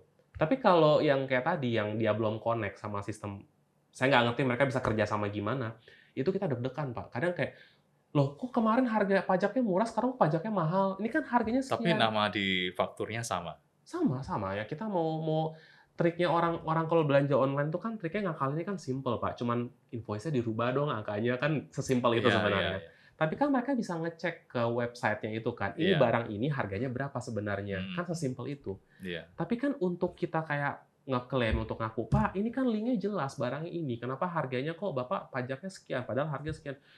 Pak, tidak segampang itu muter-muter. Padahal cuma Iya. mungkin barang yang harganya let's say 500.000, kita ngapain ke sana buang waktu segala macam. Mhm. Ya kayak gitu-gitulah. Jadi kalau memang mungkin bisa dibikin seperti itu, kayaknya ya, menurut saya sih lebih menarik karena semua jelas gitu ya. Tapi ya again ya, itu kan udah level regulasi ya, kebijakan ya gitu. Jadi Iya, kayak ya iya. just wacana aja ya. Udah kita Iya. warga negara itu patuh aja udah. Itu perlu direformasi juga tuh ya. Harusnya sih gitu sih. Karena enak ketika kita semuanya udah fair, Pak. Mhm. Belanja jelas kursnya berapa, bayar pajaknya berapa, ongkirnya berapa, asuransinya berapa, clear. Ketimbang kita deg-degan, ntar berapa ya. Oh, nanti nambah lagi dong? Kenapa? Mesti nambah lagi? Iya, karena kan Akhirnya? kita nggak tahu angka pajaknya berapa nanti. Iya. Terus belum lagi ntar ada servis apalagi lah, karena kita harus bayar pajak ini itu, payment, apaan sih gitu kan. Jadi curhat. Itu kalau belanja ya, ini Iya. kalau kita balik lagi ke situ. Terus Pak, saya dulu nggak gitu ngerti ya. Jadi ternyata ini juga ada teman UKM yang dulu yang mungkin nggak ngerti. Kalau ternyata bayar pajak itu nggak cukup, harus lapor juga, betul ya? Jadi udah bayar itu nggak selesai, harus lapor juga, betul ya? Kita kan membayar 0,5% per bulan. Oke. Itu sudah bayar nggak perlu lapor, Pak. Oh nggak perlu? Nggak perlu. Oke. Ya, jadi Bapak menghitung misalnya bulan Januari kemarin ini, omset Bapak 100 juta. Ya udah bayar 0,5%-nya. Membuat kode billing, kemudian menyetornya ke bank. Betul. Selesai, nggak perlu melapor lagi ke kantor pajak, oh bulan ini saya omsetnya sekian, enggak. Kalau yang tiap tahun itu? Nah, nanti di 1 tahun mesti direkap. Nah, direkap. Ya, setiap setiap WP kan harus membuat laporan SPT. Atau SPT. Nah, SPT tahunan itu, ya itulah menggambarkan usaha Bapak setahun. Nah, karena UMKM ini sangat simpel, dan pajaknya sudah final, tidak perlu ada hitungan-hitungan pajak lagi seperti pajak yang tidak final. Kalau pajak tidak final setahun tuh mesti dihitung ulang, Pak. Gitu kan, untuk pajak progresifnya. Oke. Kalau ini sudah final, udah selesai punya. Mhm. Nah, di SPT tahunan itu ya Bapak harus merekap, ada formnya untuk mengisi setiap bulan omsetnya berapa, Oke. 0,5% yang sudah dibayar itu berapa selama 12 bulan itu. Ah, Nah, itulah oke. sumber penghasilannya Mhm. di SPT. Oke. Lalu nanti Bapak juga harus mengisi daftar harta dan kewajiban. Kalau ada kewajiban, kalau ada hutang ya. Mhm. Daftar harta dan kewajiban. Wajar tidaknya itu kan nanti akan dilihat. Misalnya dari tahun lalu Bapak melaporkan harta sekian, kemudian tahun ini hartanya yang dilaporkan sekian, kenaikan hartanya itu berapa besar? Nah, kenaikan harta berapa besar itu bagaimana harta bisa naik? Tentu ada penghasilan dong untuk membeli harta itu kan. Betul, betul. Nah, penghasilan ini cukup nggak untuk membeli harta itu? Dilihat dari situ ya. Ya, tapi sebelum hitung sampai kepada kenaikan harta itu, penghasilan itu harus dipotong dulu dengan biaya hidup Bapak. Baru ada sisa kan. Sisa. Sisa itu baru bisa menjadi apa kan? Wajar nggak? Ya, apakah itu menjadi uang di bank, ataukah Bapak kemudian membeli mobil pada saat itu, mobil masuk sebagai harta. Nah, itu baru kelihatan wajar atau tidak kan. Oke. Seperti itu. Nah, kalau sampai jomplang, hartanya bertambah, kenaikan harta, ditambah dengan biaya hidup 1 tahun, ternyata lebih besar dari penghasilan yang Bapak laporkan. Iya. Berarti kan ada penghasilan lain yang Bapak tidak laporkan. Karena penghasilan yang lain ini menjadi satu dengan penghasilan ini yang menjadikan ada saving dan ada pertambahan harta ini kan. Nah, itu kan ketahuan jadinya bahwa laporan SPT ini sudah tidak benar. Itu mesti hati-hati. Gitu ya. Misalnya nih, Bapak UMKM jenis ini, usahanya itu cash profit-nya. Cash yang bisa Bapak peroleh setelah semuanya dibayar, itu sekian. Ya.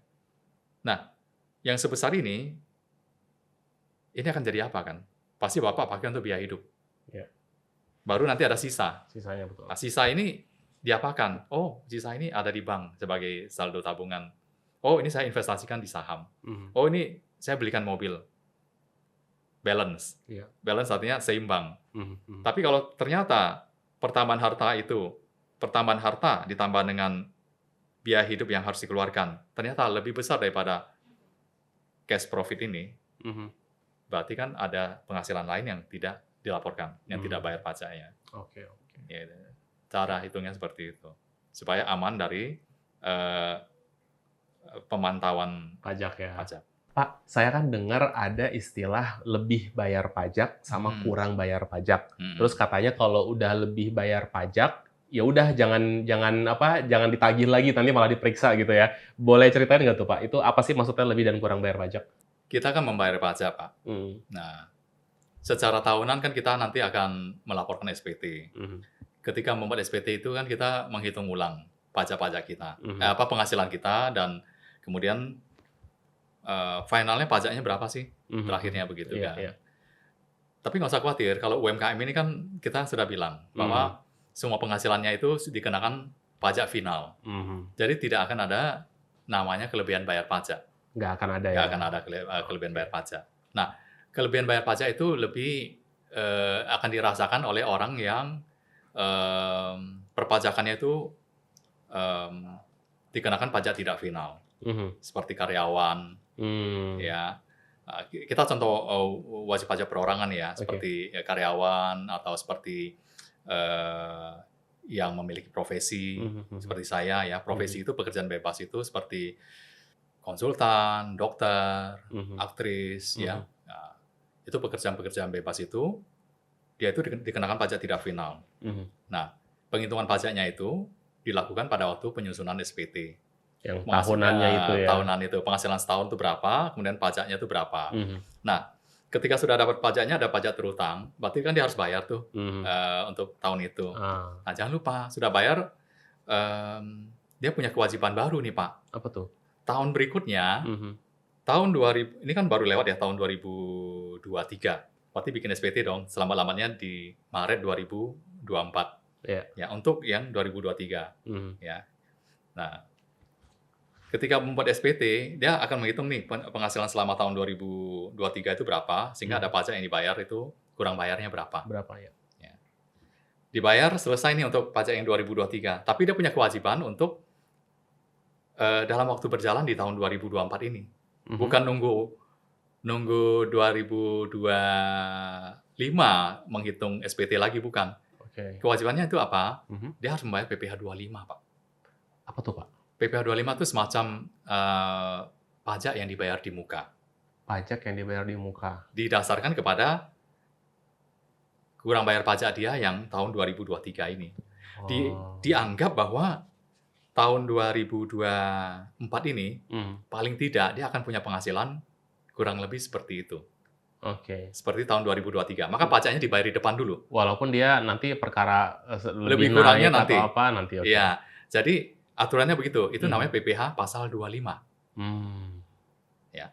Kalau tadi sudah dihitung pajak kurang bayarnya berapa, nanti 1/12 dibagi 12. Berarti dia harus nyicil di depan di tahun 2024 ini 1/12 dari pajak tersebut. Oke. Kalau misalnya persis sama dengan tahun lalu pajaknya nanti di hitungan tahun 2025 nanti atau tahun 2024, berarti dia nggak kekurangan bayar pajak. Mungkin impas. Kalau sama. Kalau tidak sama. Nah, kalau tidak sama bisa lebih, bisa kurang. Di sinilah terjadi lebih bayar atau kurang bayar itu. Tapi kan jadi deg-degan tuh kalau misalkan ternyata dia lebih bayar. Nah, lebih bayar. Misalnya penghasilan di tahun 2024 ini dia lebih kecil daripada 2023. Iya. Otomatis pajak yang harus dia bayar untuk tahun 2024 itu pasti lebih kecil daripada tahun 2023. Iya. Padahal cicilan yang dia berikan lebih sebesar yang pajak tahun 2023. Berarti dia akan terjadi lebih bayar kemungkinan besar pada hitungan akhir di SPT 2024. Oke. Nah, kalau lebih bayar, tadi Bapak bilang orang deg-degan. Terus tadi kenapa lebih baik tidak usah ditagih ya, selisihnya. Nah, kalau hitungan pajak sudah lebih bayar, Pak, itu ada beberapa pilihan di SPT itu. Ada pilihannya di restitusi. Artinya kita bisa minta kembali. Oke. Nah, jadi dalam keadaan lebih bayar itu artinya negara itu berhutang pada kita, Pak. Betul. Dia lebih terima lebih gitu loh. Oh, dia mau kembaliin, Pak. Dia nggak mau tahan duit kita. Iya. Kita bisa centang di SPT 2024. Atas lebih bayar itu untuk direstitusi, dikembalikan. Oke. Negara akan mengembalikan. Tapi ada tapinya. Petugas pajak akan memeriksa dulu apakah benar ini lebih bayar atau enggak. Nah kan malah jadi membuka. Itu yang membuat orang khawatir kan. Iya. Ya. Nah, kalau misalnya kita berjalan dengan benar bahwa memang penghasilannya itu turun, ya tidak ada yang kita sembunyikan. Nah, lebih bayar itu kan harusnya tidak menjadi masalah, akan dikembalikan. Oh, Gitu. jadi sebenarnya asal lempeng mah nggak usah takut ya Pak? Nggak usah khawatir gitu loh. Oke. Ya, orang khawatir karena takut. Ya itu yang tadi saya bilang, ada persepsi bahwa orang pajak itu selalu mencari-cari kesalahan. Itu sepanjang dia mencari kebenaran sih enak lah. Kita juga mau ya benar, artinya kita nggak ditakut-takutin. Kita ditunjukkan yang benar, yang mana gitu ya. Ya bukan artinya kita udah merasa benar, ternyata dikorek-korek yang entah ada hal-hal yang abu-abu dari suatu aturan yang kita tidak mengerti, ternyata kena pajak. Ternyata malah kita bukannya kita menerima kembali, ini malah nambah. Benar. Kurang bayar pajak jadinya. Itu yang dikhawatirkan orang itu kan. Nah, seperti itu. Oke, Pak, untuk UKM nih sebenarnya lebih baik dia tetap sebagai perorangan, atau dia CV, atau dia PT? Orang bisa membuat perusahaan, tidak perlu PT reguler yang biasa. Yang biasa itu dia membutuhkan akte notaris. Ya, jadi kita harus mengeluarkan sebesar kos untuk membuat aktenya, ya. Kemudian itu kan kadang juga cukup memberatkan bagi UMKM ya. Bikin akte notaris kan tidak murah. Nah, pemerintah ada aturan baru bahwa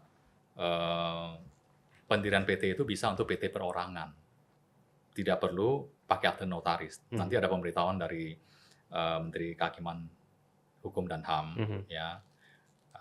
untuk pendirian PT perorangan itu, dan tidak perlu harus banyak orang di dalam PT itu. Kalau PT reguler kan paling tidak dia harus ada 2 orang paling tidak.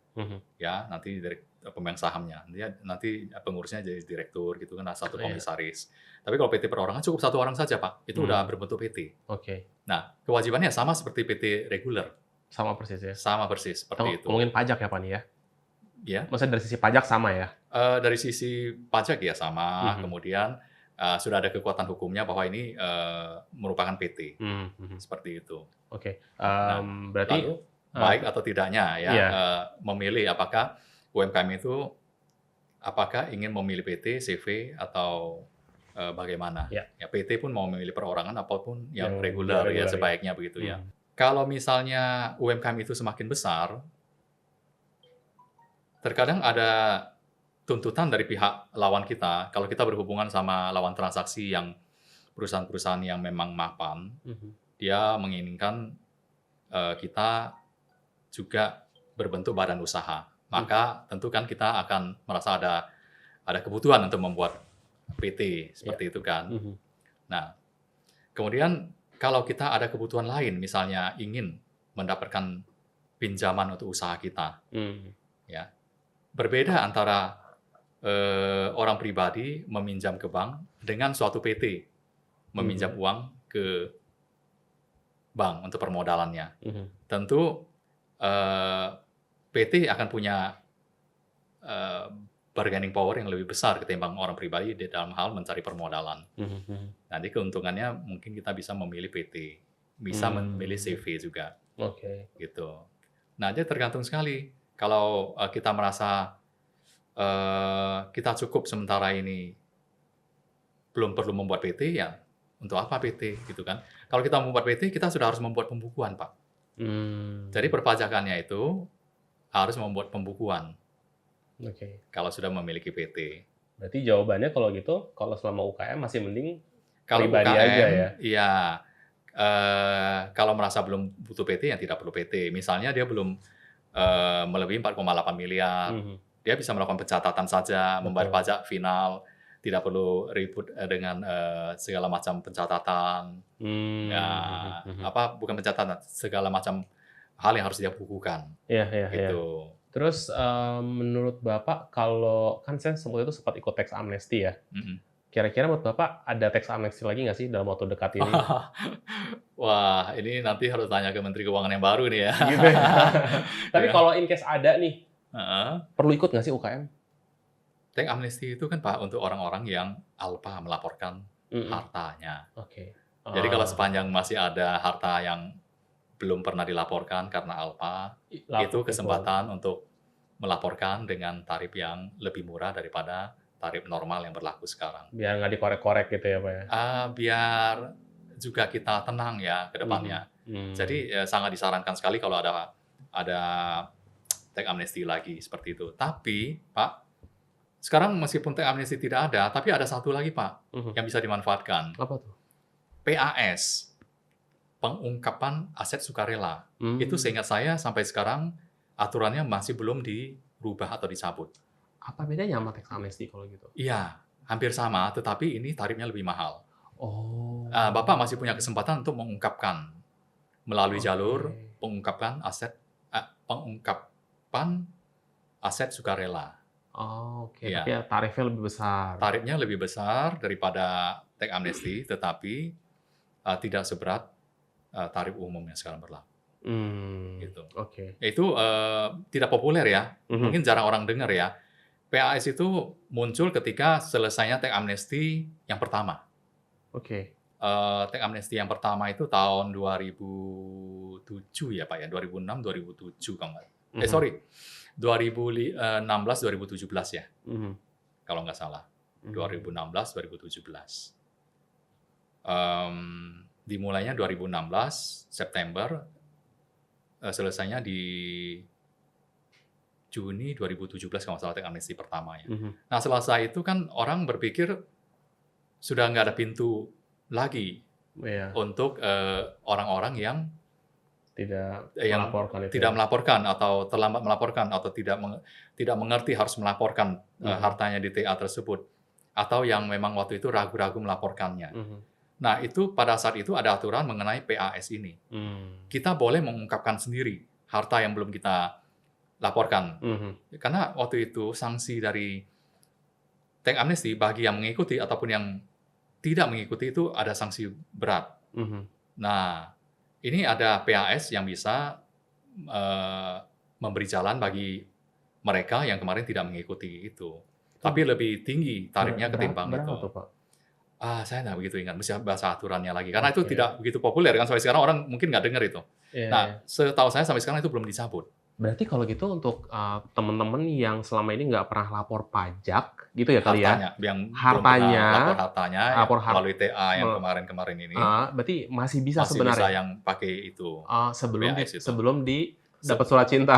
Sebelum dapat surat cinta atau melaporkannya di dalam SPT dia yang sekarang.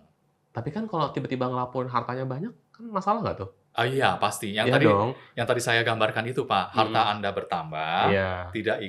tidak diikuti dengan pertambahan penghasilan yang cukup untuk pertambahan harta dan biaya hidupnya itu. Nah, berarti harus ikut si PSA tadi ya? Kalau mau ikut PAS itu. PAS tadi itu ya? Iya.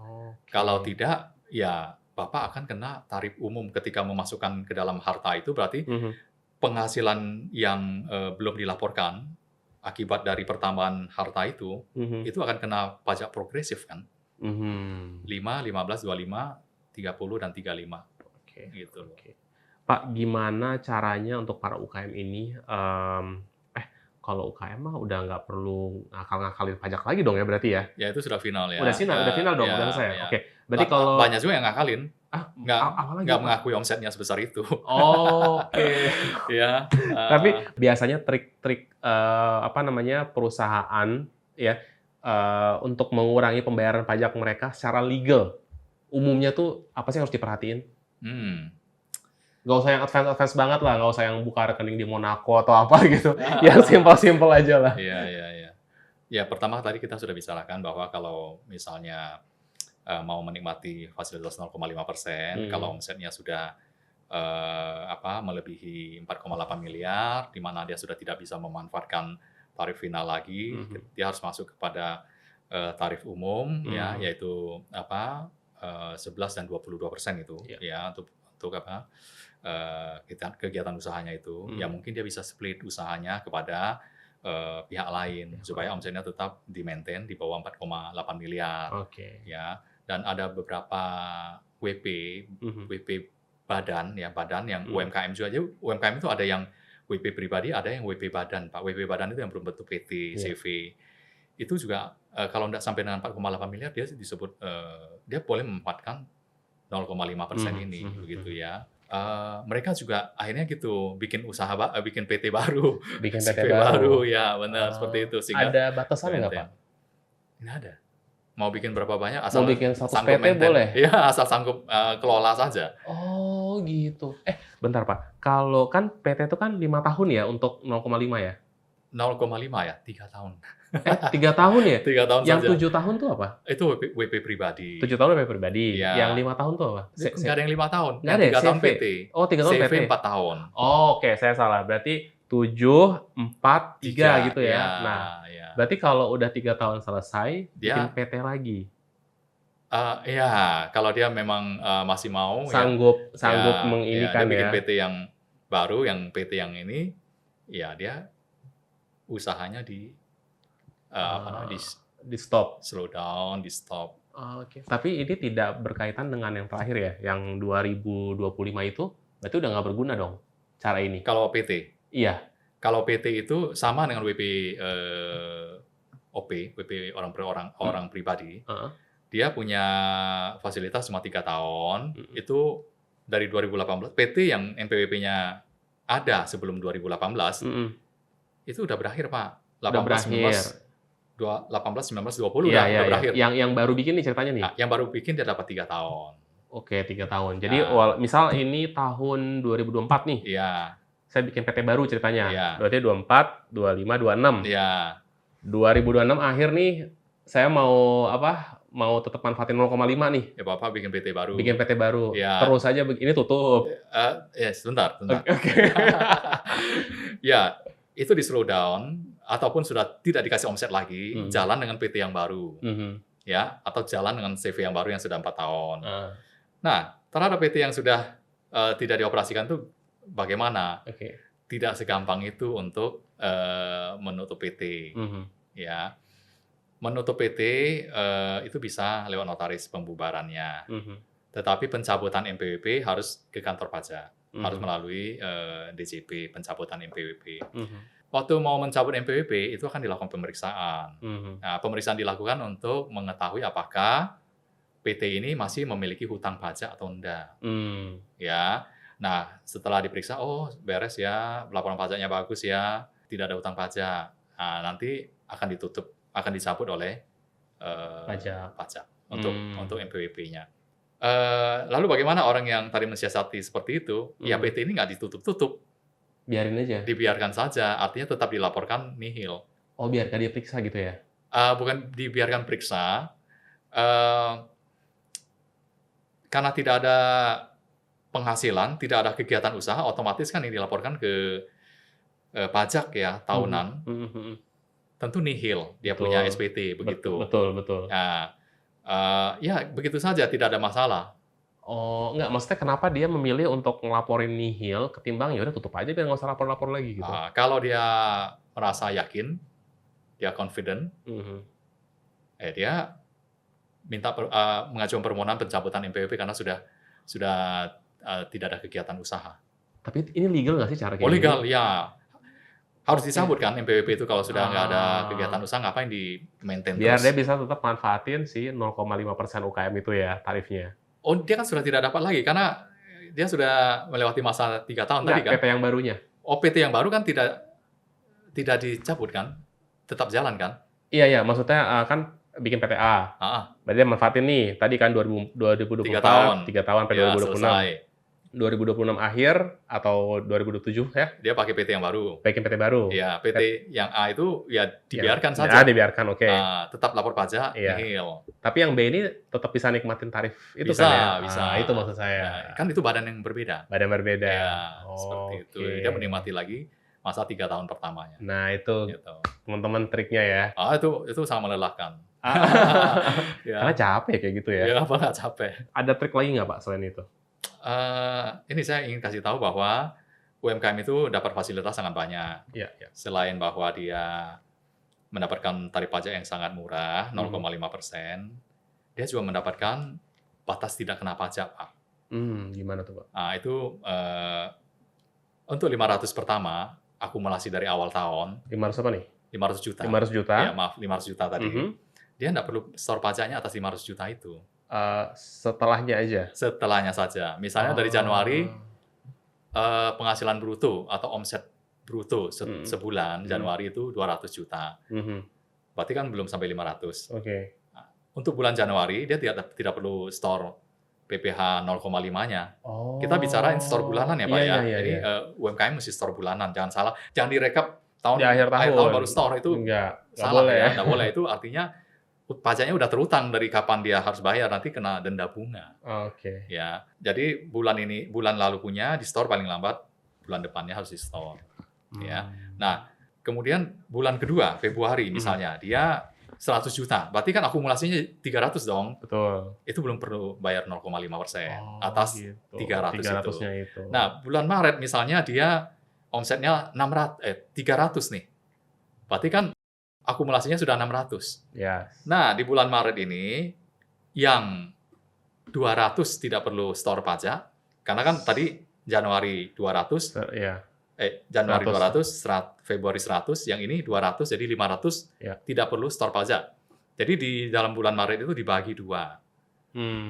Ya, yang 300 itu, yang 200 nggak usah store, yang 100 dia mesti store 0,5. 100. Sejak itu, bulan April dia mulai store 0,5 dari tiap bulan itu. Jadi tadi ya, kalau kayak si tukang nasi goreng itu, kalau selama dia omsetnya total di bawah 500, dia nggak usah bayar pajak sama sekali. Nggak usah, apalagi setahun dia cuma 500 juta saja ya, nggak perlu. Udah, nggak usah. Ya kasihan dong orang itu termasuk UMKM kecil masa disuruh bayar pajak itu kan tadinya. mikro itu ya. Esensinya kan kayak gitu. Oke. Seperti itu.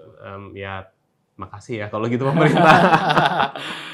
Pak, kira-kira kapan sih UKM ini sebenarnya membutuhkan konsultan pajak? Sebenarnya butuh nggak sih UKM tuh konsultan pajak? Saya kira nggak perlu tuh ya, nggak perlu ya. Kenapa? Ya, sekarang informasi pajak itu dia bisa dapat dari mana-mana. Tapi saya nggak ngerti-ngerti tuh, Pak. Mungkin. Saya kira banyak sekarang di YouTube, di apa namanya, di sosial media, orang mensosialisasikan pajak, bahkan DJP sendiri terjun ya untuk mensosialisasikan aturan-aturan baru gitu ya.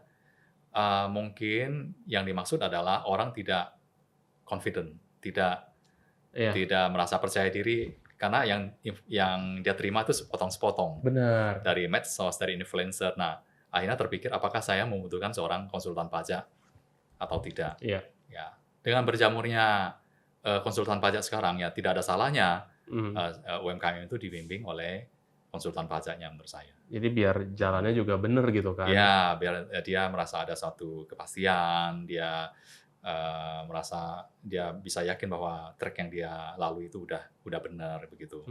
Nah, dia tidak perlu diombang-ambingkan apakah yang saya dengar dari medsos ini ngomongnya begitu, kok rasanya kok belum apa ya, belum benar-benar memberikan dia jalan keluar terhadap permasalahan dia begitu.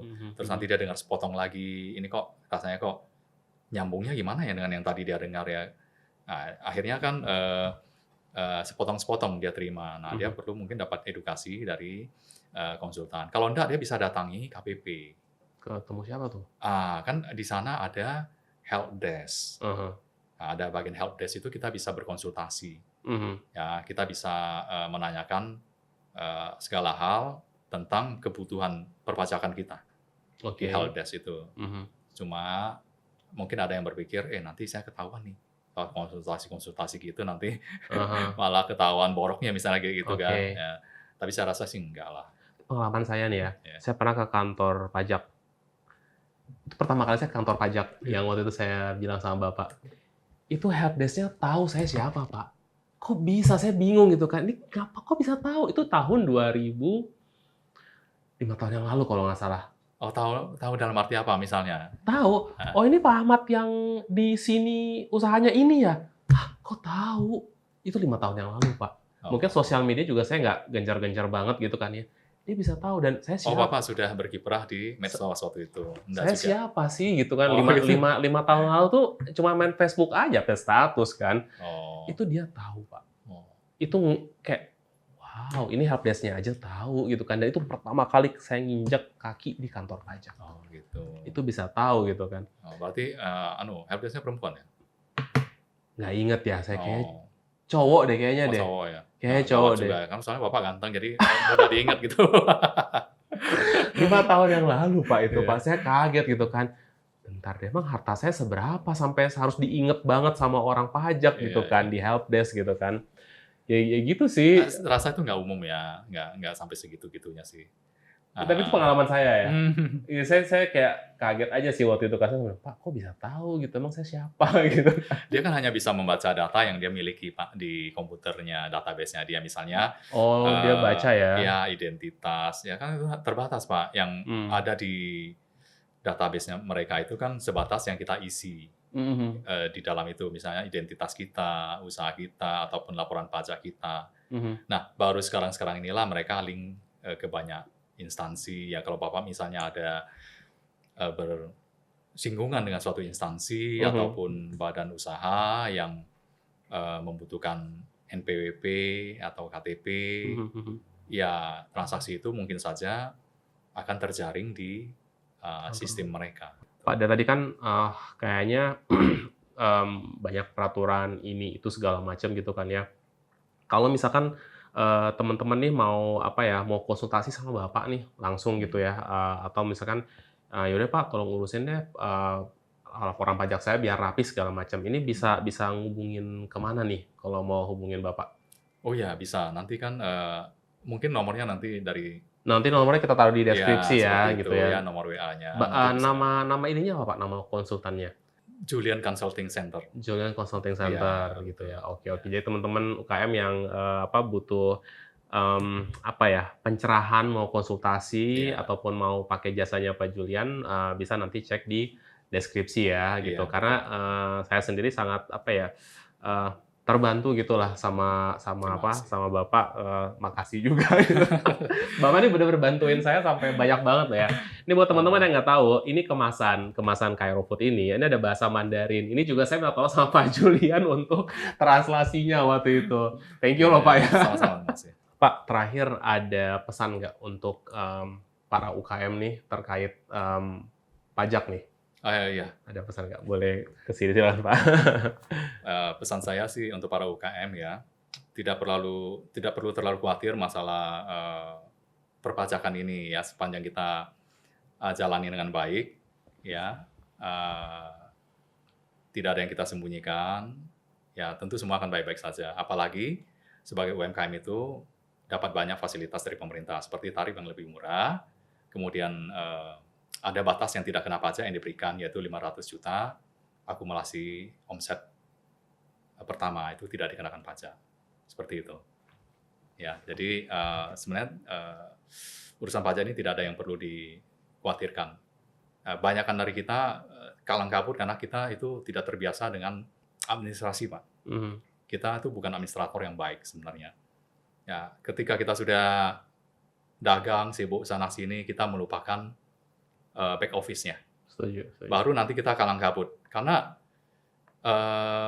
bagaimana kita bisa menyajikan atau membuktikan sesuatu kalau kita tidak punya sesuatu untuk dibuktikan. Mhm, Akhirnya, ya kita nanti jadi babak belur ketika diperiksa. Yang penting sekali adalah administrasi itu. Harus kita perhatikan supaya kita bisa mempertahankan, laporan kita itu. mhm, Sepanjang kita bisa mengadministrasikan dengan baik, kita nggak perlu terlalu khawatir. mhm. Jadi pesan saya itu, Oke. jangan lupakan, back office kita itu. Mhm. Ya. Oke, Pak Julian, thank you banget. Saya benar-benar nggak tahu harus terima kasih gimana sama Oh, terima Bapak. kasih Terima juga. kasih banyak. Terus buat teman-teman yang apa namanya, daripada pusing-pusing, udah mending langsung aja pakai jasa konsultan pajak ya Pak, daripada bingung-bingung kan, Mhm.